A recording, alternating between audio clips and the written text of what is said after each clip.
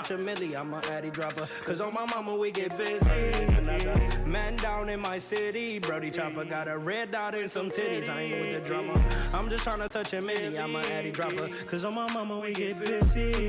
Plug pull up with the pack and I ain't even bust it down. Couple minutes on my phone, I promise I'm gon' get it gone. I stay solid, I get caught, I'm fighting till they sit me down. You get caught, you singing like a nigga in the studio. Brody sold the whip for 1,000 cause we just slid in it. I really make a house call, fuck if your kids in it. Been through some shit that's why my heart too froze. You ain't living what you rapping in the studio. You get your noodle blown, fucking with the opposition. My brother making decisions on anybody that's dissing. With the quickness, I'ma make a decision, I'm on a mission. You tripping, thinking we missing, I'm shooting up with precision. Red beam on the barrel to give myself some assistance. My brother come through like sniper, he knock you off from a distance. Big foe with no foe, I'm balling just like a piston.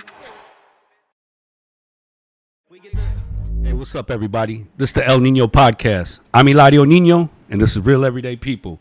Citywide edition. You already know what time it is. I told you I'm breaking down all barriers. I'm building bridges, and I built another bridge, you know what I'm saying, a little bit ago with the brother, my guest that's on here today. But before I introduce him to everybody, because he got a lot to share, brother's very talented, I just wanted to tell you guys that August 9th, this Friday, come through. We're having a Stop the Violence event.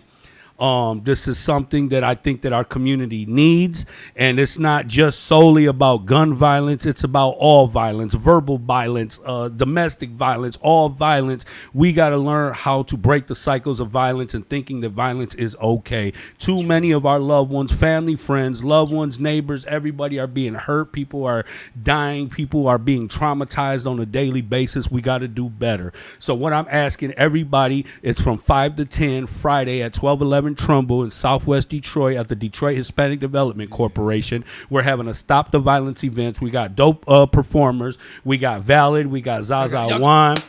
We got G. El Beniche. We got some dope performers coming up, and I'm really looking forward to it. But more so than anything, I can't wait to get together with everybody and just have a moment of silence. You know what I'm saying? A moment of silence, all at the same time. You know, for all our family, friends, and loved ones that we've lost. Whether it's too many of our loved ones are dying to overdoses. You know what I'm saying? But also killings and just unfortunate situations. So I want everybody to come, show some support, wear your hoodies, wear your t-shirts, bring your pictures, your posters of your loved ones. Let's all share in a moment of silence for the people that we love. They taking care of business up there. We taking care of business down here. So definitely come through. I am personally inviting everybody to come on Friday, August 9, 1211 Trumbull from 5 to 10. Come through. We'll have bounty houses, hot dogs and hamburgers for the kids. We'll have dunk tanks. We're going to have vendors. We're going to have performers. It's going to be all the way live.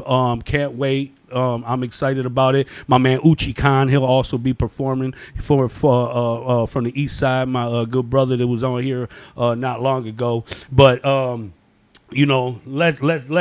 me get to my guy.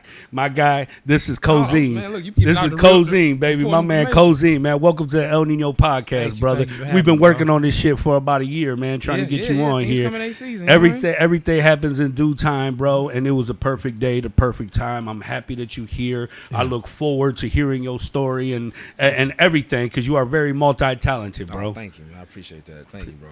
I'm glad to be here. I feel like it's one of those things where it's like, I'm taking stuff off the list. I'm making sure I keep the connections that are important to me solid, right? As time goes on, we still doing what need to be done. We bring ourselves back around somehow when the time is right for it. So I met Cozine through my brother Pat Bates. Rest in peace. My brother was, he was taken from us a couple years ago, but his legacy lives on. Some of the bonds and relationships that were built when the time he was here are still being maintained now. And I love the fact that you on here, man, and get to share your story and everything else that comes with being Cozine, man. You already know the format, baby. The past, the present, the future, the good, the bad, and the ugly. Yeah. But even talk to him, man. Let him know what it is and what it ain't. Where do I start? So the good, the bad, and the ugly is everything that made sure I stayed here, right? All of it had to be mixed in the pot just like it is for everybody, right? That's the world we live in. You can't have the sunshine. We know about duality, sunshine without the rain. And even those hard times like incarceration for 20 years, right? Everything that happened before and everything that's happened since. it's kind of helped in this way, right? I'm reading this book a close friend of mine gave me called The Obstacle is the Way. And it's based on something older than the book and even older than the reference to the Roman, Greco-Roman kind of people who it's based on their ideas and the way they kind of distill their knowledge. But then it goes back to Kemet before that. But it is the recognition that even in our obstacle is the things we need in order to obtain defeat of that obstacle. And we think about it, I say, damn, like that is very much how we have to live every day. That is what we had to do with the space of incarceration. We somehow managed to take that thing which is designed both intentionally and unintentionally, right, to strip us of anything of value, personal value, let alone any other value, right? Bro, your and identity, we found your identity, They take your name and replace it with a number that you know better than any like other number. You know what I'm saying? We became stock. We became product, brother.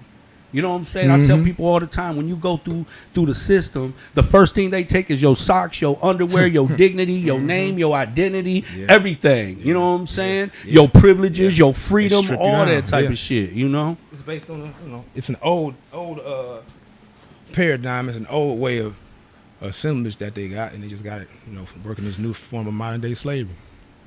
So let's talk about childhood, bro. Where did you grow up at? Do you got siblings? Some of the things that you learned from your parents or the adults in your life, whether they were present or absent, whatever it may be. Man, that's great. So my childhood was it was good, right? And everybody's got their different definition of good. Not to say it didn't have struggles, not to say it wasn't hard, not to say that there were things that weren't there that should have been. But I acknowledge that my people was for real about making sure they did something so that I would have something better than they had, right? They not only believed in that generational step forward, they put it in practice. And so we were one of the families that in the late 80s did the flight from Detroit to the outskirts, 8 Mile, along Southfield, Oak Park and all that, right? And you made it, you know what I mean? And it's funny because you do, but the societal structures, the expectancies, the way you're viewed, the way you're shunned aside, the things that's made accessible to you, even being that close to Detroit, they don't really go away. But in that, the extra resources I did have being over there, it really allowed me to develop a sense of I always say my mother and my father, I know a particular instance I'll tell you about a story my mother did this, but they let me know early that information and the ability to use that information to change, to do things was my right and responsibility. And I didn't realize how important that was at the time when I was young, right? And they was teaching you this as a child. They was teaching me, yeah. Wow. But I didn't get it at the time, but I'll give you an example, right? So my parents bought this, I had one of this junior encyclopedia set, right? Saw it on some cartoon thing or something, right? But the idea of I can know a bunch of stuff, and they fed that. They made the moves to get that. And when I would go ask my mom on my day, what is so-and-so? They wouldn't say, I don't know, baby. Or something. They would say, go get the encyclopedia. And I go grab it and we bring it back and we look at that. And that always led of a tangent to me learning something else about that. That's dope. You know what I mean? But I didn't realize that as a youngster, how much that molded me and how much good that did for me, both in those moments and would serve me in future. So in prison. that's what I was about to say. How did it impact you through adolescent, adulthood? You know what I'm saying? Them lessons that you learned as a child, how did it impact your life, your journey? I think it allowed me at times when I needed to know enough about the general order of things to even be able to move with some certainty in unknown spaces, right? And it also gave me maybe an inquisitiveness, an eager to interact, right? That is not a bad thing at all. I'm eager about learning this stuff, about sharing things that I found out, testing it against what maybe you found out, experience to see what's really real about it. How do we use that now so that we can make both of our experiences better? The idea of doing that and having the ability to hone things for the better, right? To change, right? People, man, the power of creation is what we have and we want to use it. But we don't learn that till later on in life. Well, yeah, I didn't learn that until prison. What was taught to me and how impactful it was, not only through my younghood, running the streets even, right? And also how it helped me survive in prison and helped me grow into manhood, even in a space where my mother and father couldn't continue to raise me, but it allowed me to find and seek out the people in there who were the fathers and uncles and who cared about me developing into something. It allowed me to see that and resonate with it. It saved my life. One of the things that saved my life. Because sometimes real talk, being the knucklehead, anger, wild kid, but then also being like inquisitive saves your ass. You know what I'm saying? Sometimes you like when you do something you shouldn't do, you wilding out, but you're also like innocent in a way like, yo, how does that work? People see something in you, right? And they give you opportunity to grow. And I think that's why it's important to start youth in activities, sports, things like that at a young age. That way they learn social skills, they learn engagement, they learn how to follow directions, they learn how to communicate, they learn how to play their role, they know how to play their role as part of a team. It teaches them structure, you know what I mean? And you know, it just gives them an opportunity to get some infrastructure in their mindset even as children. And then as you go on to adolescent and adulthood, things like that, you know, you are kind of already familiar with challenges and obstacles and things like that. So you kind of naturally think your way through things, you know. And I agree in principle. I won't say that so many of the athletic programs that we have are really doing the job of making sure that everyone who's in there is molded in a way that is beneficial to them and the people they care about, right? It is there often, not all times, but sometimes what it is just, it is something better than the condition in which you live. It gives you some way to get out of this, but it's not necessarily going to turn you into a human being who can make change to that place you came from. I guess what I meant is let me finish. Go ahead. Because even though it doesn't do that, it still gives these things that are useful. So all I'm saying is that I think that when we talk about youth athletics, youth anything, we take into consideration that this is our time to change a paradigm. This is our time, like we said, people that young folks ain't stupid. We active, you know what I mean? Absolutely. And that's even why we want to do this. We want to give them structure because that thing is spinning. But we want to also, I think, recognize that the things we have been feeding them, the things that have been fed to us, right? We got to make sure we don't feed them. And in doing that, we have to be willing to make changes to the things that basically influence our culture. Because how is you gonna make a paradigm shift if you're not making, okay, you know, we don't do this like this no more. We're gonna agree to try this out for a while and see if it works. We're gonna live a life of not trial and error, but power and refinement. We're gonna refine this thing until we find what fits. And we're gonna recognize that constant change, that constant motion ain't a bad thing. That's our natural state. It's just we get so caught up in the erratic, right? The things that go on today and that influence that in us, that we think that the best way for us to somehow be at peace is to be still. I'm an Aries. People, I'm moving, I'm in motion, I'm fired, but I know how to find a still place in motion, right? Absolutely. You know what I mean? So I'm just saying, you know. When you are young and you have all these emotions, anger, especially for young boys, you know, I think it's important to have some type of recreation where you can productively learn how to burn off negative energy. If you're going through something at home, you can go on the basketball court or on the football field or on the baseball field. You know what I'm saying? Just productive ways, because when I was growing up, you know, boys and men were taught that it was not manly of us to talk about problems or express our emotions. Boys don't cry, and that's what men I'm saying. don't That's cry. What I'm saying. Those are the things that have to change. It did a disservice right, to that's us. What I'm saying. That's what I'm saying. That's a Mhm. perfect example of the things I'm saying that need to change in the way that we experience it, right? Because we got to acknowledge, like, we still hammering in the same type of mindset, this same like fraternal order that's like not benefiting anybody but a select group of people. How the hell we gonna make change? You know, what's that saying? Saying something about, man, I forgot this saying. Not so old. But even like the adults always used to say, "Don't do as I do as I say." So we grew up around a lot of hypocrisy, and it was hard for us to, you know. But so did they. Right, that's the thing. We tend to forget that 100%. The people who raised us, right? We gotta look at who they were, what we know about who they were at the time this happened, right? That's one thing. Why I look back at my parents, because my parents, we done had some troubles. Me and my father, my mother, and but man, we have always had this thing that kept us right, and that was the man, I hate when I lose my words. We always had this thing that kept us, and that was a recognition that you kept trying, right?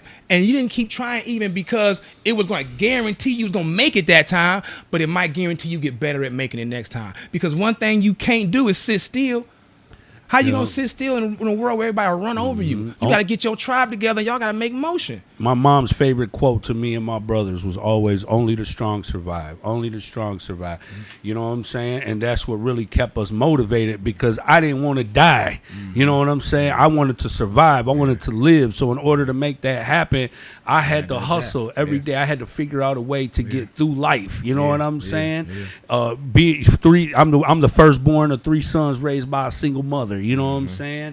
And so I had to really kind of sacrifice my childhood to become a man at a young age, become the man of the house at a young age, have to earn, you know what I'm saying? I didn't have time for school and education. Nobody was valuing that anyway. Everybody was valuing survival. You know what I'm saying? And that's part of hypocrisy, right? And I'm still at 45. I want to get out of survival mode. I don't want to be in that mode for the rest of my life, you know? Yeah, but I agree completely, because we need that. We need that not only we need that for everybody, regardless of your gender expression, your race. Sir. We need that for everybody, and we need to agree on something.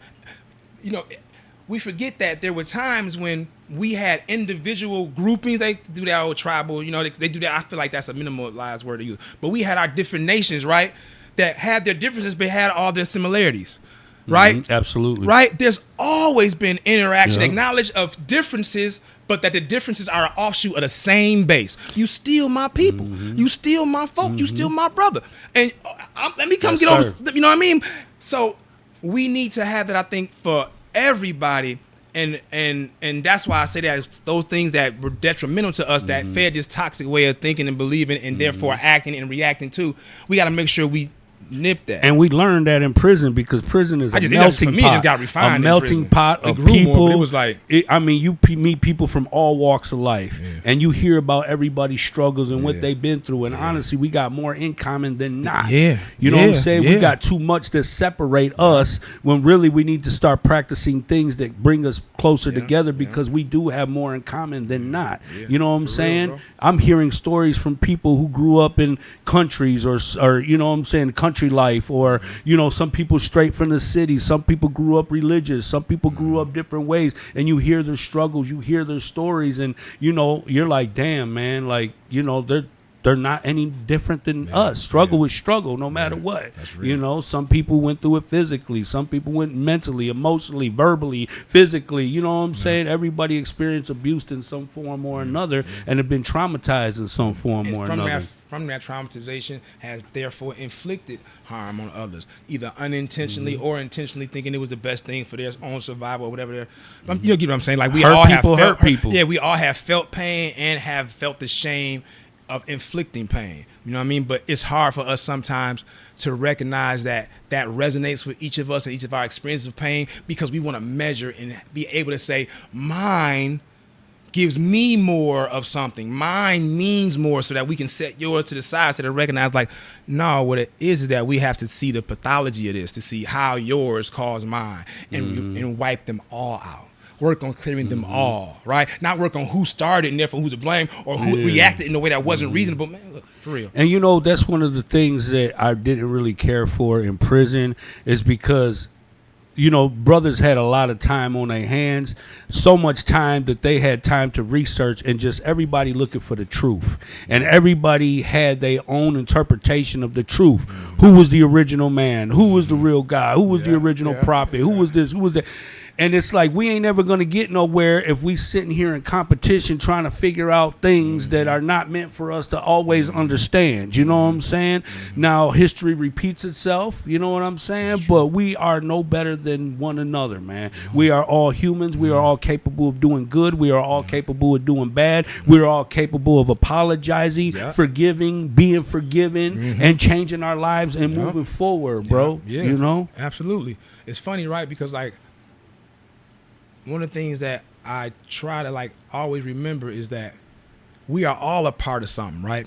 But we aren't always having the value of that part we are to a greater whole right now in present day and a potential future. In that, if your part is larger than mine in size, right, it doesn't mean that mine's less valuable. Mine could be smaller in size but deeper in scope. Or mine could simply be the one that makes sure everybody else's stays in order. But every part needs to be there. And we lost, I think, culturally this pride in those separate parts, regardless of what quote unquote station of hierarchy they are. We recognize, look, yo, if it's not for me pressing these cups, you're not gonna drink. And we like, that's one thing I love about the Buddhist practice of like recognizing before your meal what it took for that meal to come to you, right? Absolutely, right. I love that. Bro, that's real. That's meal, mindfulness. That's being connected to does. everything on this earth. Even in this crazy, because it's been hard out here coming home from 20 years. Even with my practice, it's been hard. But having moments where I'm like, okay, this isolation I feel, this whatever it may be that I'm feeling right now in my walk, it's temporary. Mm-hmm. It's part of something. And because it's part of something, that means, damn, it's not the only something. I don't have to experience this, right? It's the kind of perspective these things give you that come to you when you need them. Like I said in prison, like the realization of what my parents did for me with that encyclopedia thing, thinking about something. I remember that the brother said to me when I got like expelled out of all these schools and I was going to this adult ed. I've been there, trust me, I've been there. Me and my wife, we was one time, man, because it was right off 8 Mile, man, some brothers for the nation we just happened to be in there, and they was like, yo, I don't know why, and I'm just thankful, but it was one of those shifts, right? Because I remember that then when I was inside, and it gave me a sense of comfortability and familiarity with some brothers, so that I could help, so that they could help me in that stage that I was at to grow into a man. If I hadn't had that familiarity, I wouldn't have been able to get over my worry of how I appear in my prison. You know what I mean? I was young, I'm 18, I got all kind of stuff. That's unreal that I'm making real in my mind, right? 18. I caught my case at 17. Okay. Yeah. But by the time I got to general population, I was 18. Okay, and then you did 20 years. Yeah, 20, yeah. Well, I'm glad you're home, brother. Thank you, You're doing well, man. Thank you know what I'm saying? Thank you. For sure, that's the shit, man. Yeah. Good for you, bro. Thank you. Shit, good for us. Here, come on, man. Cheers to this shit, man. Cheers. For real, you never know what you got till you ain't got it no more. Damn, that's real. They gave me my privileges back, baby. I ain't never gonna turn back. You know what I'm saying? Everything is moved forward.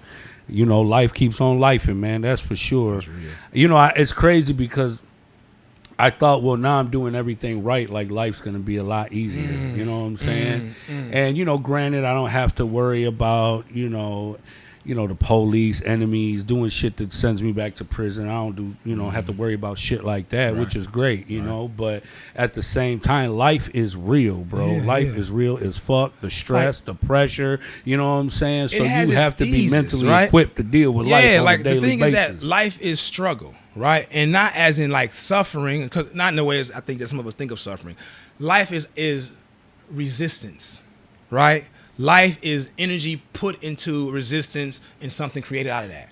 It's got to be a pull for you to push. It has to, right? So, in the way we see a lot of things, that can interpret in the physical pain, emotional pain, right? But it still kind of rolls kind of along the same archetype, right? But that can be something used and beneficial for us, right? That can be a thing that we recognize is there, but we don't have to let it control us in moments, right? We can be at ease with some of the things that are difficult, but we don't necessarily know that in these times when we're young, right? But anyway, I keep kind of taking you away from this. No, you good, brother. You good. I like the way you break it down, bro. We got a lot more common than not. You hear me? All the time, bro. Yeah, all the time. For sure, man. All the time. So you did 20 years. When did you get out? September 16th of 2017. Okay. Yeah. So what has life been for you since then? It's funny because I guess it was something I was about to say and I just let myself stop before I tread on, but I guess it becomes relevant now. Life for me has been this realization and acceptance of reality versus possibility, present versus future, right? And now all that kind of still feeling a sense of solid step, right? And even what everything is the tumultuousness and uncertainty of the world, right? Still realizing that even with these things, in those things, those obstacles, those things that you encounter and have to get over, you are crafted into the thing that is able to take those steps. And so for me, it's been like really, bro, on some real, it's been a process of taking everything I learned that is so supernatural in my 20 years inside with those geniuses, right? With those inhumane conditions that made me find other ways to live, to be, to get stronger, but also to understand more, to try to find out, like, wait a minute, why we are the same? Why am I looking at what we different? Why do I think that for us to be different, for us to be the same means I can't have a sense of pride and self in those and not have a sense of my own, but that my own also be included with yours. But we act like those things can't coexist on this like BS system we've been taught. So anyway, my point being, like, those are the necessary parts that we're always going to find in everything, right? When I was talking about how things are archetypes, and if we recognize that, man, it becomes like a catalyst, because we came up out of there, bro.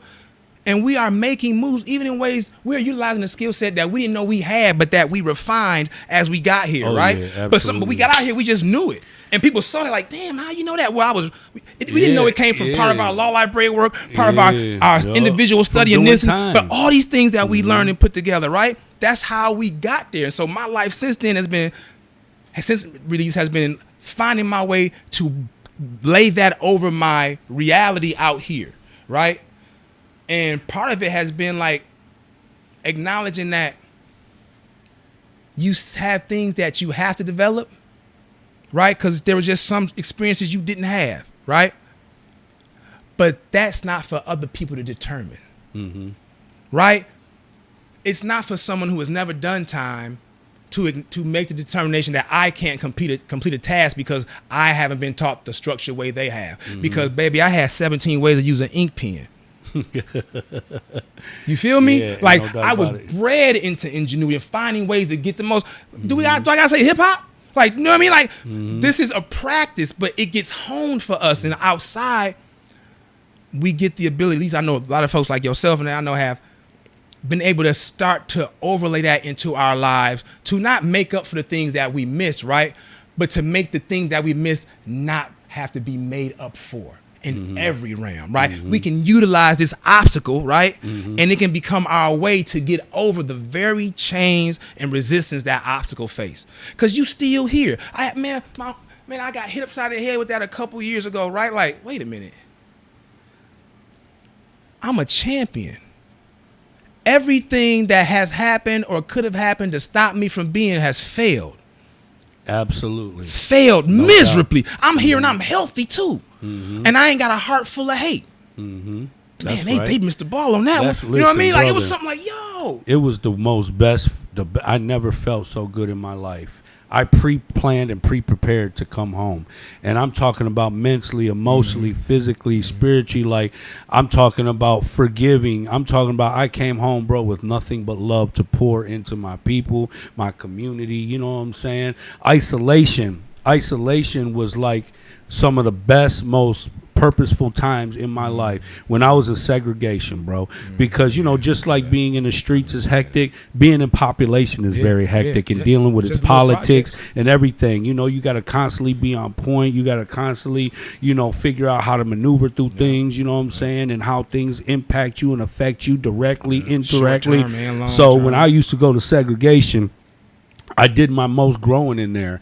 I was so relieved, you know what I'm saying, because it gave me an opportunity to actually be able to put my guard down, be vulnerable, do some soul searching, do some inventory, get back in touch with God, get back in touch with self. You know what I'm saying? It really gave me time. And then I realized, now that I'm home, everything that I was going through, the good, the bad, the ugly, it was all preparing me to come home and to be successful, bro. I've been home for 5 years, you know what I'm saying? And I've lived a life that I never lived before.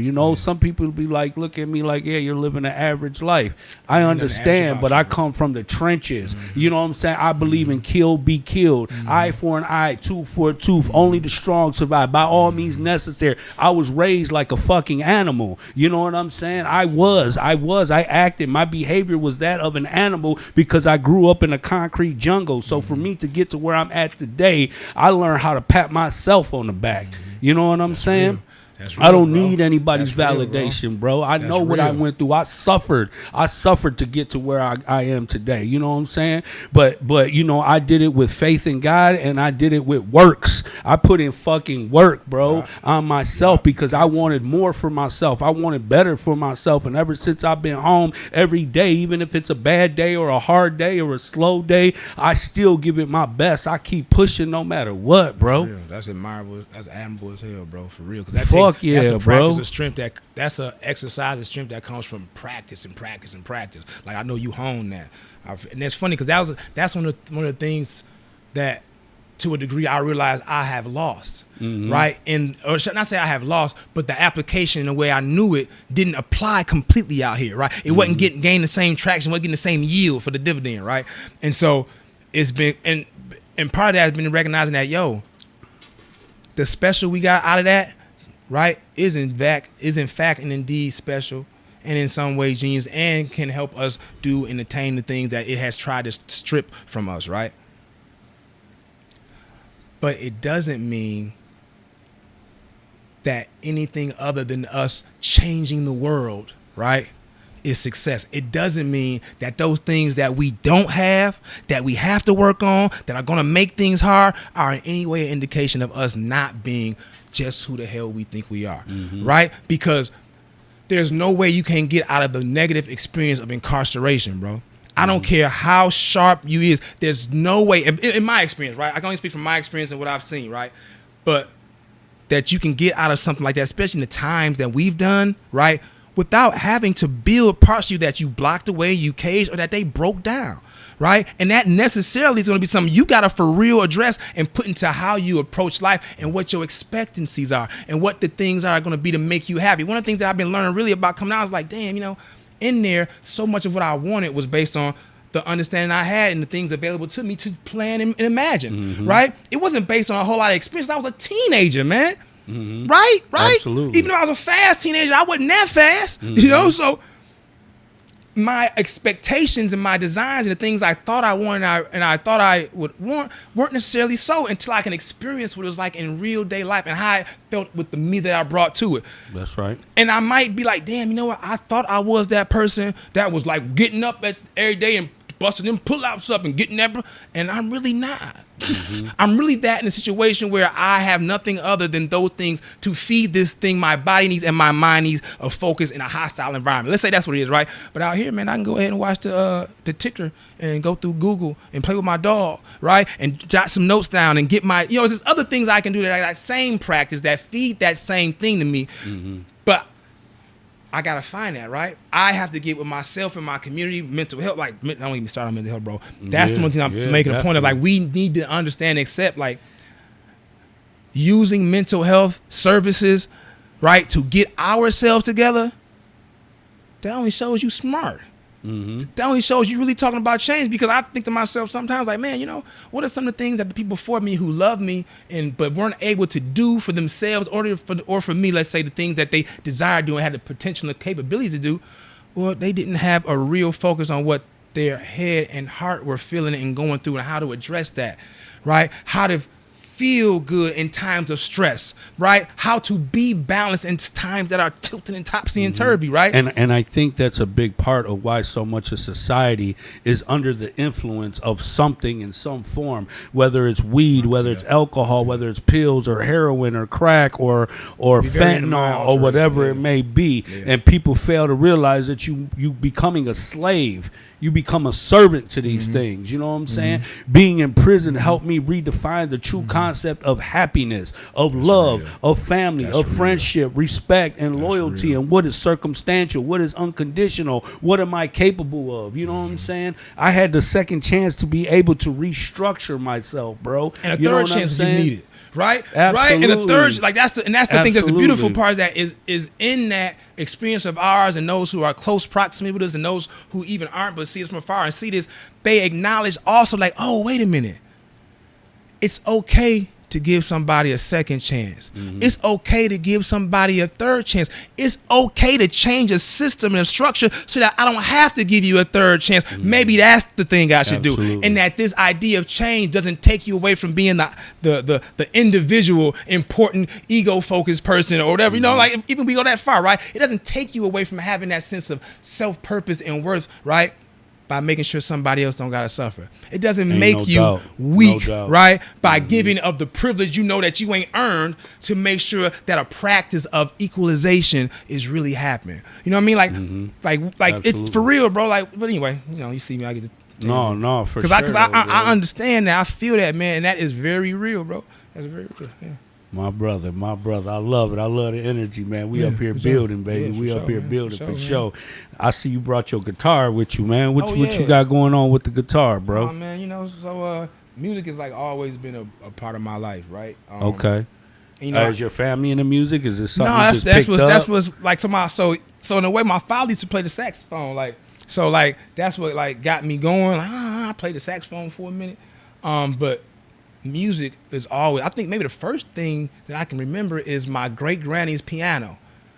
I think it might have been that, my great granny's piano, and going over there when she stayed in Hamtramck, going over there and pretty much, you know, old black woman spotlight. It's only so many places your young bad butt can sit, right? Yeah, right. Sure. And it's only so certain circumstances you're gonna be able to touch that piano. And even the fact that you couldn't and that you had to, it was a privilege almost, right? I think helped me draw onto it. And then actually the realization that music just like, you know, I just love it, you know, in any, regardless of what capacity I practice it in, you know, like, and the expression that comes from it, the way it works, the way it helps me, the cathartic process helps me like get over things, understand things, hold things when I need them to, have something to connect to, even in moments of like disconnection where I think I don't got nothing to connect to, right? Even though it don't be true, but you know how I perceive it for that moment is how it is for me. Like even in things like that, because it goes everywhere. It's times, man, when I done been able to like make a hard, like moral or prideful decision, right, against my youthful pride or whatever, right? Because I realized like, how bad can this person be and we like the same things? Right, like he like this music shit that mean like how bad and come from two completely different walks of life. Right. Like how can like it like damn, am I looking to not like this person? Why? You know, just in being able to have that thought process to allow that space to have conflict dissipate and not feel like a punk because I did it, but see the strength in it. You know what I mean? Like anyway, it's just a lot of us were indoctrinated to believe certain things. Yeah, and we got to realize that indoctrination, right, is gotten a bad, no, I won't say it's gotten, because indoctrination is bad, but the idea of the practice and structured and also malleable system of learning and engaging, right, that ain't bad. What's bad is when we ain't the ones putting it together, right? Our brains are made on that. Our brains are made to rely on it at a base and then to stretch out to it. The same way like the guitar, right? You learn the finger exercises, you learn the theory, you learn the chord, you learn that so that when you want to just play what you hear, you know where you have to start from, and then you leap off from that shit. I know where the F chord is, but I want something to sound dirty, so I'm gonna put this 7, and I'm gonna leap off from there, right? Or I'm gonna, like it shows you that the way of the world is full of not obstacles, right, but problems that can be solved, right? Chances to level up, you know what I mean? But the change, the acknowledgement of that perspective and reinforcement in our everyday kind of lives, that's what they don't give us, and that's what they. And I say that I ain't gonna, you know, that's what the powers that be, though, you know, whatever, however you want to flame it, I don't want to give nobody their names because everybody know who or what it is according to them, right? It's the same energy, the same force, the same folks. So, but that's what if you look at things, that's what has been taken from us systematically, has been disallowed us to build on our own, has been put into STG, has been put under the idea of gang threat group, FBI interrogations, right? These things didn't happen for no reason. So we have to acknowledge, like, okay, if this is what I don't have, I need to figure out a way to develop it for my people. Because it's not that they have a structure and so I have to have a structure. It's that they took the recognition of structure from my people. They took it from us, bro. And then made it seem like, yo, just check out what I made. It's like when you think about conquistadores, you know, people who came through. They came through, bro. They took over half the fucking world. You know what I'm saying? I'm talking about rape, pillage, and plunder. and then made it illegal for you to do the very Sure. things that they did to establish this country. Yeah, and it's still humans being. You know what I'm saying? Humans being human. Absolutely. So, can I hear something? You got something word. for us? Yeah. I mean, I know you ain't bringing for nothing. No, ain't no show. But like you said, the conversation and the sense of comfortability becomes so like easy. I'm like, man, I can just sit here and keep chopping it up. But I forget there's people watching, right? I know, man, but shit, I want people to see your talent, man. Shit. I didn't even know you played the guitar till you pulled up with it. Oh man. I said, man, we got Jimi Hendrix in this mug Man, right stop, now. stop. Life Jennings or something. Man, stop it, man. Stop. That's a nice strap you got on there, too. Thank you. That's good leather. That might be from Mexico or something. You know what's so crazy? If it wasn't for the fact that I understand or was taught something even through proximity about leather craftsmanship and leather working, because I was in prison, Learned it in I wouldn't prison. have known to get this strap and how much I should get, how much value I should hold to it. How much, That's right. Like, so yeah, man. Peripheral stuff, man. You know, we You got this? Is this close enough for you? oh, that's right. Got to do the mic thing. Whoop, whoop. Is that good? Because I want to make sure I don't hit the guitar on nothing on the table. But I'm gonna have to be like over here, so maybe I should move this back soon. You can move the table. All right, bad. So I don't know how loud to make this. I don't want to blast. Just if you can hear it comfortably, I'll take care of the rest of it. Oh, okay, bad. So the song that I've been getting a lot of focus and attention on is called "Burn My Bones." Burn My Bones. It's called "Burn My Bones." That's deep, brother. Thank you, That's thank you, deep. thank That's a whole cremation, baby. I got to hear that one. You know, and it's funny, right? Because it came from the old practice of. So I had somebody who was like a kind of like uncle grandfather to me up in there, right? And like when I've heard about his passing, it made me like go back to acknowledging like. Because he didn't have anyone for, you know, he didn't have the process of there being anybody to recover his body and nothing like that. Wow. Right. So it was entirely up to the state to do her services and rights, right? And it was like, cause I hadn't he was the only person I experienced since I've been in prison who had that happen to him, where there was no one outside when they Wow. passed. And it got me thinking about the practice how they used to just. They had a prison yard where you buried you at. Yeah, they had a, you know what I mean? they had a And cemetery at the prison in Jackson. Yeah, and some of them they got to the point where cremation became deferred practice because of like, you know, space constraints, right? Mm-hmm. And so that was the idea. Like, I'm in prison while I'm writing this, right? I'm acknowledging that because I wrote it at a time when I was first learning to play guitar, and it's the time that I talk about is that formative year, that 27 to 30, when I acknowledged it when I learned that, like, oh wow. That's true. Like, that's why that science was real for me, because I knew in my experience and those around me, these time frames when we did change, we started doing different, right? And so at that time, I was like, I wanted to write stories. I wanted to use my music to be able to say So things. do you other write than all your hip-hop own to it for songs? me. You perform all your own for sure, songs? for sure. I'm in a part of a band. So I got this contractual position at the American Friends Service Committee for statewide organizer and second look legislation, and we got this social justice, I guess you can call it, band we put together, right, called A2L, or Second Look. Bro, And would you like to perform at our event this Friday? August 9th? This I mean, Friday? You got time? Oh, me? I thought you meant the whole band. No, I'm talking about you. You come on there and do your thing for us, bro. you kinda just it's asked a me, like, in it's a front of stop the everybody. violence, man. I mean, shit. You're Juan perfect gonna be for there, it, fam. bro. I'm saying just because Juan gonna be. Man, look. Look. Come on, bro. Come Man, on. Who Gets Your Love is one of the best songs ever. Debate me. All right, that's Look. right. Yeah, that was a cold song. I Man, watched you tell me, perform that live, man. for sure. Tell me, bro. Yup. So, Come on with it, man. all right.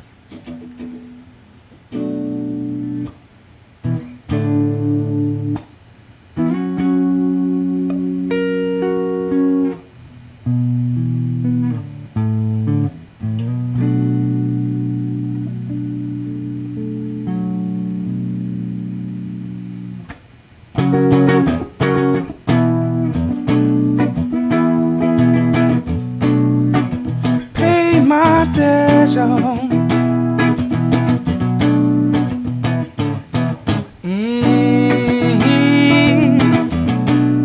I pay my attention. Listen, I pay my debt. I pay my debt. Time to let me go.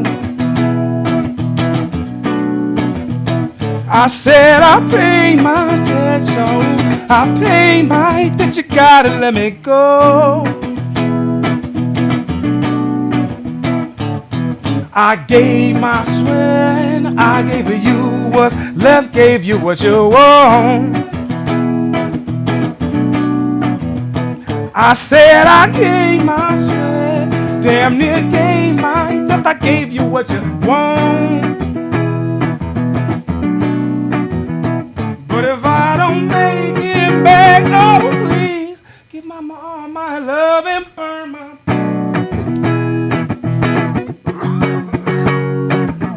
So like, you know what I mean? Cause like, Bro. Cause like I was lucky that Bro. I beat the natural life case, right? But still 17, facing 22 to 40. I'm not expecting to live through. I got the same mentality that I had on the street. Like, I'm not expecting to make it. It's just going to be different up in here, right? And then to, like, acknowledge that, like, if that happens, be like, you know what, man? Like, if that happens, like, if I don't make it back, like, just let those who made me, my ancestors who did the best they could, what they had, let them know that I recognize that, I appreciate that, and that if I didn't make it happen, it wasn't because they didn't give it to me. And that even in their failings and their shortcomings, the things that they do, the things that they change, the things that they made happen, right, out of that desire to be something, to have something better, I see it. Even if it wasn't enough against the system, I see that. So, man, if I don't make it, mama, like, I got that, fam. I got that. I love you. I appreciate you. Put me in that motherfucking ground, man. Burn my bones in. Like, I'm not going even if I die in cold, it's bro. not going to be without Listen, having attained something that cold. makes worth what. Cold. Everybody watching it, hearing it. Bro, this is cold, bro. Thank you, bro. Thank you. I want more, bro. I want to hear something else, man. Come on, man. Let's see. Okay. Bro, I need you Friday, bro. I need you for the stop the fight. You got to come check him out. He's so cold, man. Golly. Man, we had more time. Man, I might have been able to, like, get the band to do something. We can do future stuff. You know what I mean? Just that little shit you just did just now was fucking amazing, bro. You know what I'm saying? I'm sure it only gets better with a band, but that was very sufficient, bro. You know what I'm saying? I love it, bro. I felt that shit. You know what I'm saying? That was some real shit there, Give me bro. some joy right now. I appreciate that. That's right, man. For real. It's funny, too, because, like, so this other song that just came to mind, because it's got, like, a similar kind of chord progression, but it's got a different feel. Was, like, one of those songs when I was having those moments of, like, not just acceptance, right, but empowerment and joy, right? And like realizing how much strength, how much resiliency, how much support there is in the kind of joy that was snatched from me. And I don't just mean joy that was snatched from me as in prison, but even in the society we brought up that didn't allow me to understand my own emotional development, right? Even that shit, right? And growing in a place like prison and finding it and knowing it's real, right? And knowing it's the thing that's produced the change in me, right? And then seeing how it relates to what my people did for me, even when they didn't know they was doing it because they had that much love. Anyway, so in those moments I had this, I kind of wrote this song called "Clip My Wings." Clip my wings. Yeah, because it's like kind of based on like I always got like weird like references to like ancient stuff, so it kind of like on some Icarus. But anyway, point is, it was like recognizing that I don't need everything that is being presented to me that they tell me I need, so I cannot be what they call broken, right? I don't need the person who hit me in the head to be the one to determine whether or not I'm healed. Right? You know what I mean? Right. Right? That's right. I don't That's need right. that, right? That's deep. Right? I need a healer. You know what I'm saying? Not a hurt. I was gonna say a herder. I need a healer, not a herder. But no matter what, I understand what you're saying, baby. But anyway, so it's called "Clip My Wings." A little comfy. This is exclusive. I love this shit.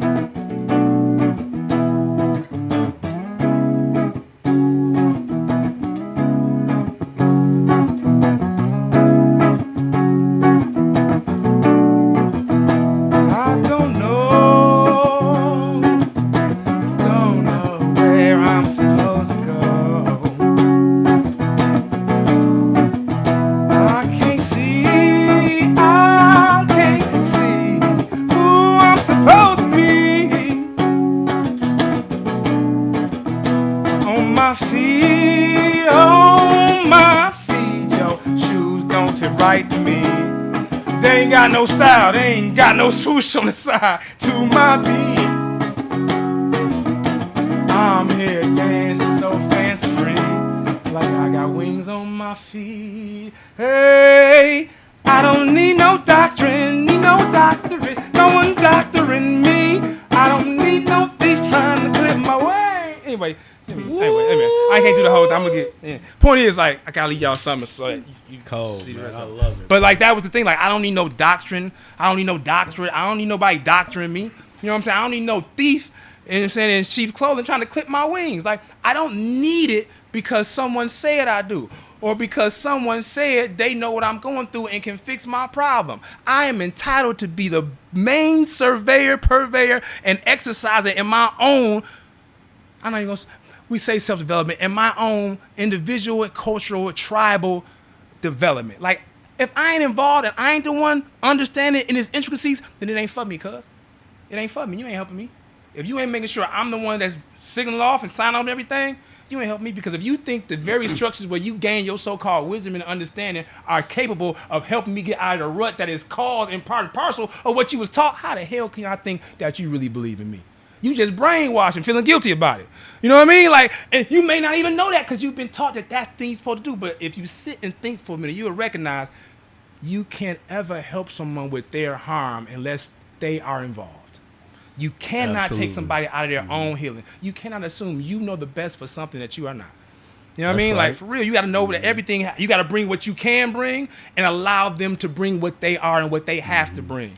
But I think Man, just like just like positive and negative, bro. You can bring out the best in people, or you can bring out the worst in them. You know what I'm saying? Yeah, for real. So you have that ability because God works to people through people, bro. You know what I'm saying? We were not meant to be isolated and secluded. You know what I'm saying? For real, we bro. were meant to engage. That's why God gave us word to be able to communicate. You know what I'm saying? And real, man.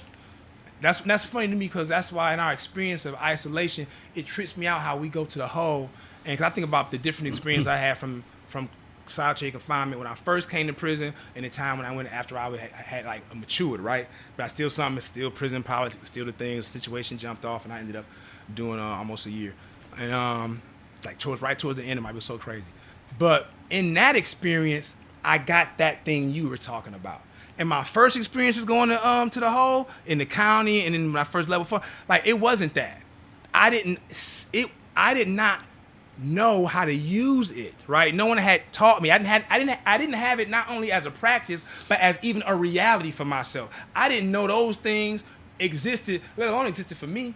You know how cold it was for me to start studying religions and spiritual practices and get to the different aspects of Buddhism and how they connect to this and the stealing of my own. Like, yo, and then seeing how, that's what so-and-so said. Making those connections, right? Like, damn, this is, and those connections let me know that it is real in my experience, right? It's not my mind. It's not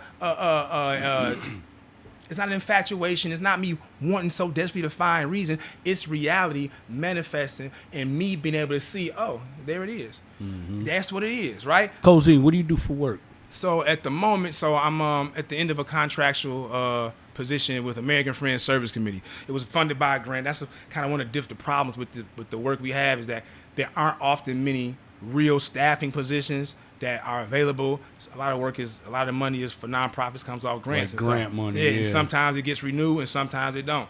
And in my situation, it wasn't gonna get renewed because the goal has like been pushed beyond their ability to like keep hoping it happens. Right. Anyway, so the politics. I mean, I work in a nonprofit organization too, so Yeah. I understand. Right. You know what I'm saying? How the money flows, and just to even keep a job there. You know what I'm saying is not always promised. Right, yeah. You know? So that's what I'm doing for the next 2 weeks. So what exactly do you guys do? So I work as a statewide organizer, right, in the criminal justice program of American Friends Service Committee in Ypsilanti, Michigan. And we are tasked with like basically doing our part to get second look legislation passed, right? That includes like, everything from speaking to like representatives, senators and representatives on their turf in person, bringing constituents, giving them the information they need to make wise decisions when it comes to a vote about what second look legislation is, and most importantly, sometimes what it's not. right? The spins, the outright lies, and the misunderstanding of what the second legislation is, how it actually is something put together to help remedy, right? Not only an injustice, right? And I ain't gonna say remedy, help out, because they don't remedy it, but it helps to make positive progress, right?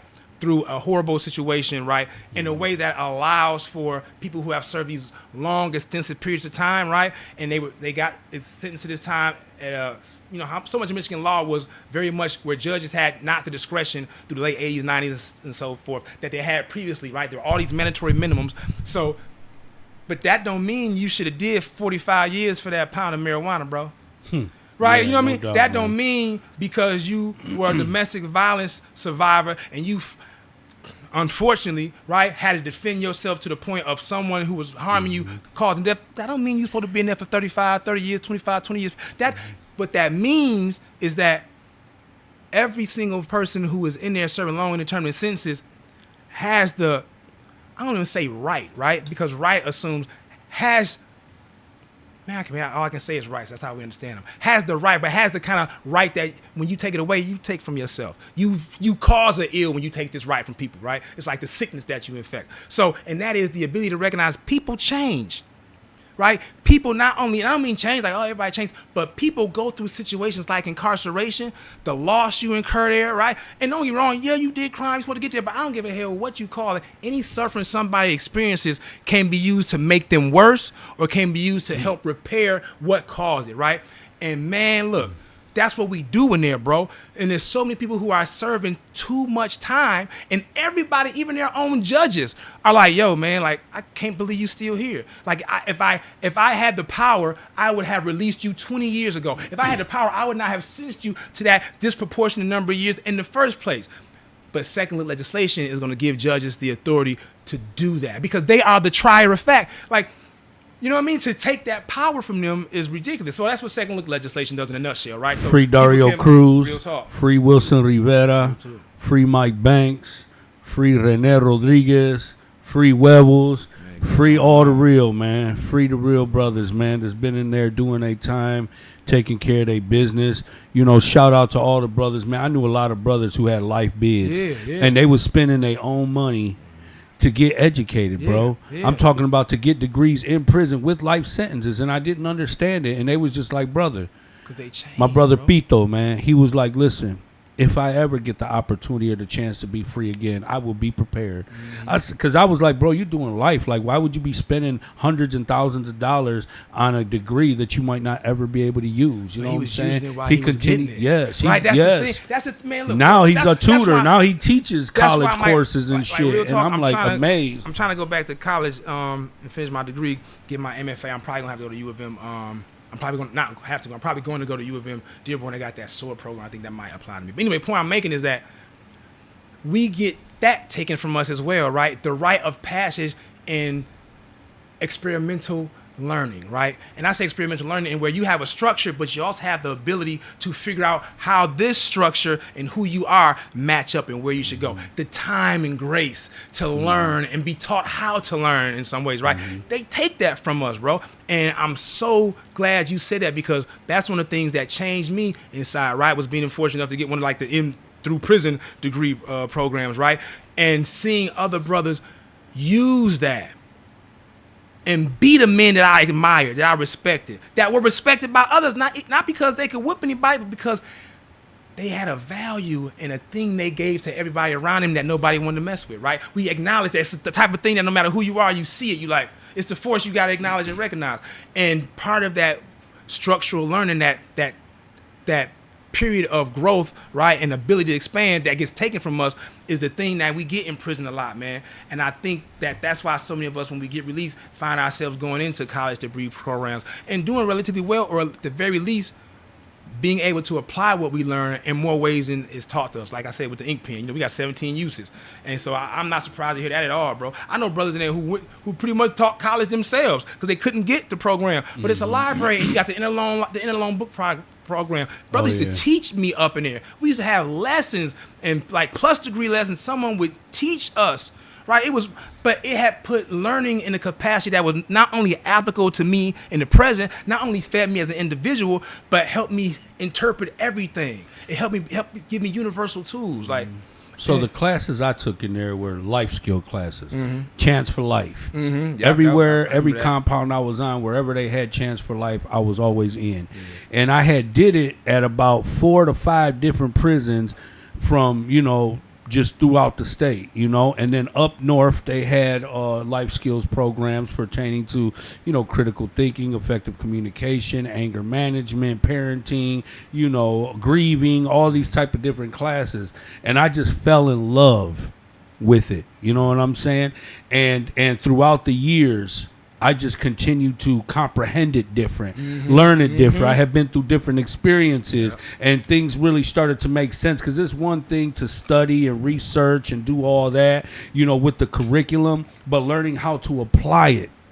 You know what I'm saying? Learning communication skills gave me the ability to be diplomatic. Right. You know what I'm saying? So I was able to break down barriers where enemies became friends now. You know what I'm saying? My oppositions became my allies, just through effective communication, just by everybody walking away, having everybody's best interests at heart. You know what I'm saying? Because what's the funny thing I knows about human behavior, and one of the best things is that our ultimate desire is for mutual parties to be happy, right?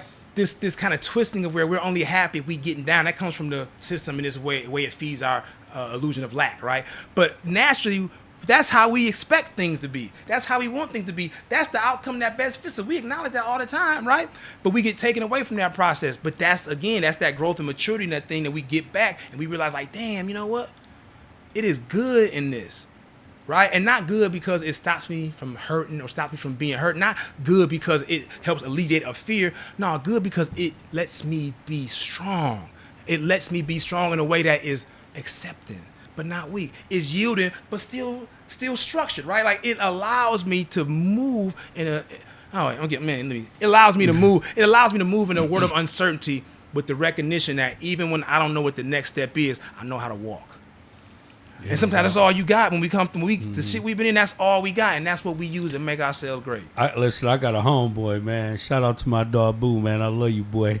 But he was like, bro, I don't know what the fuck going on. He was like, you came home and just killing the fucking game. He like, nigga, maybe I need to go to prison for a little while so I could come home and win just like you. He like, bro, I done seen you just, and I mean, I don't do nothing with the intention of stepping on nobody, because my whole life, all I've ever done was try to break bread and help others. But he like, bro, you out here doing better than motherfuckers that ain't never went nowhere. He was like, and I'm one of them. You know what I'm saying? Right. And he's like, shit, I feel like I need to go to prison just so I can get my shit together and come home and win just like you. And that resonates and speaks to, like, the thing that even when we don't have it, we recognize we need it, and that is a place and a way for us to safely and securely turn into the person, the citizen. And when I say citizen, I mean like to our people, right? That we want to be and that they need from us, right? And also gain the recognition of the strength, because we got to, the world is dangerous, and you got to have some form of strength and got to recognize force against you, right? But still, we aren't given that structured space to grow and learn and be safe and sprout. And when we find that shit in prison, right? When we take the fucking worst shit that we can let them get away with, but that's a whole nother story. But the worst shit they can inflict on us, even we go through that, man, we come out that motherfucker shining. It goes to show that if we only had this space, this thing that has been taken away from us, man, we'd be unstoppable. And I love that. A lot of times, man, our experience allows people to help get a piece of that, right? Right? Because it's a bunch of brothers who didn't make it to that space that we did of growth and development. They ain't get there. You know what I mean? They ain't get there. It didn't mean it wasn't there available to them, but man, there's so many things against you sometimes, right? But the fact that so many of us do it, right, goes for me, anybody, to show and prove that, man, there's a part of getting us together, of having time to grow, that we ain't getting in our culture that we need. You know I just realized, I got to the point where I realized that I have more control over my life than I thought I did. You know what I'm saying? My whole life since childhood, we just been really following suit.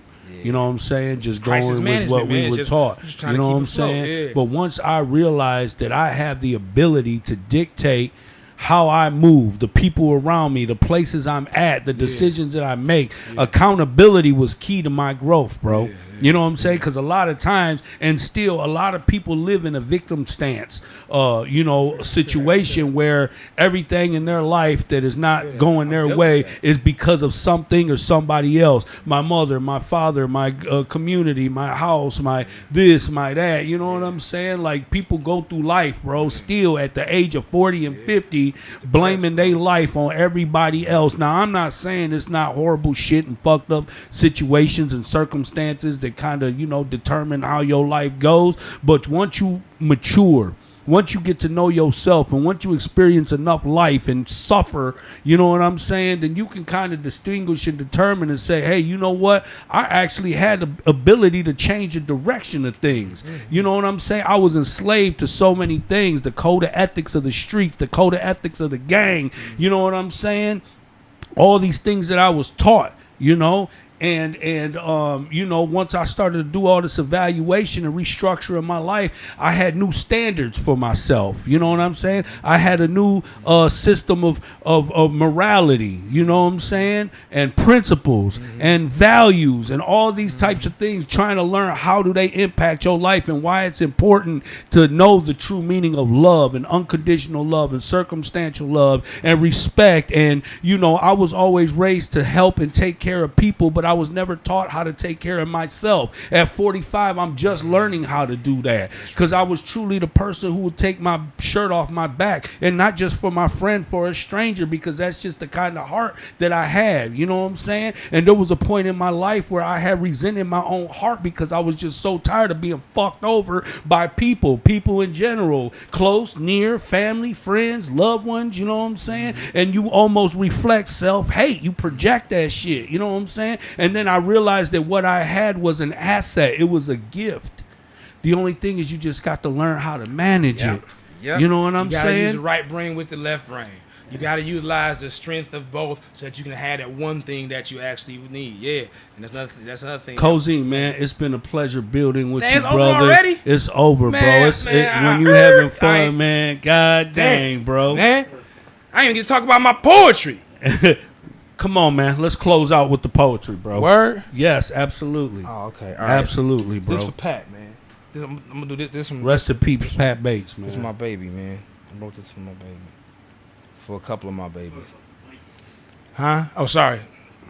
It's called Mama is the Only Thing That Works.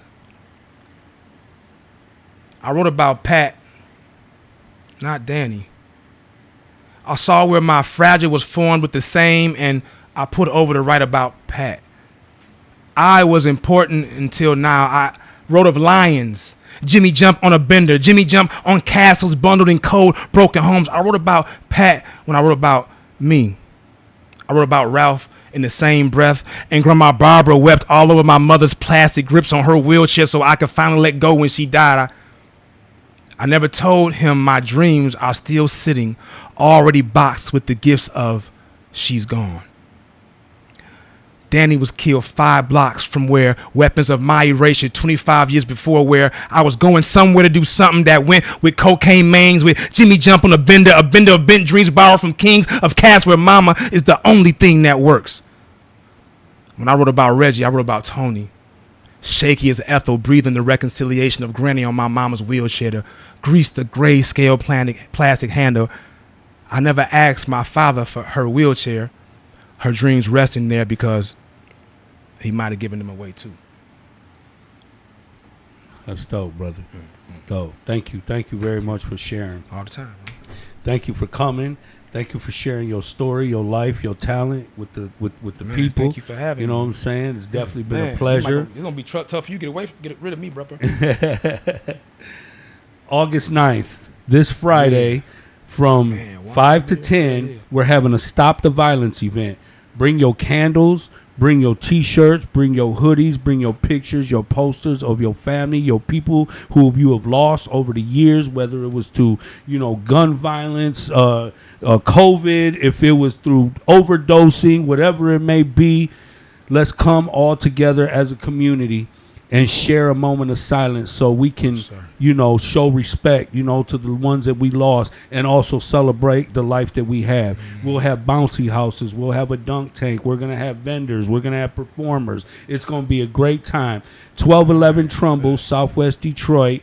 Come on through Friday, August 19th. Don't miss it. Much love to you guys. Everybody be safe. Thank you for all the love, the support. You can find me on Facebook, Instagram, El Nino Podcast on all platforms. Shout out to my man Brian Ruiz and the Legal Aliens Podcast. Them are my guys. They take care of their business. Him and Mario. Close out, brother. Close out for me. Tell them where to find you. Find me out in the streets. No. On my social media, find me a Cozine season. That's my whole joint. I'm trying to make it streamlined, right?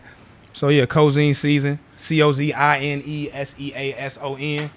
I think it's CZNSZN on one of them on TikTok or something. But Cozine season, yeah, holla at me. Much love.